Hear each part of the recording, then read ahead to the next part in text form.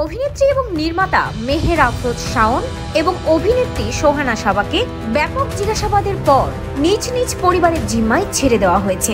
রাষ্ট্রবিরোধী ষড়যন্ত্রের অভিযোগে দুজনকে ডিবি কার্যালয়ে এনে জিজ্ঞাসাবাদ করা হয়।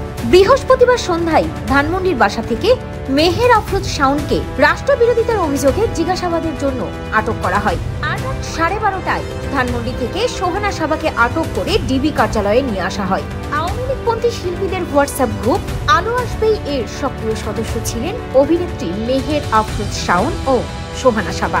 শাওন এবং সাবা তাদের কার্যক্রমের জন্য আগের থেকেই গোয়েন্দা নজরদারিতে ছিলেন। তবে ব্যাপক জিজ্ঞাসাবাদ চললেও এখনো জানা যায়নি যে কি তথ্য তাদের কাছ থেকে জানতে পারল ডিবি পুলিশ।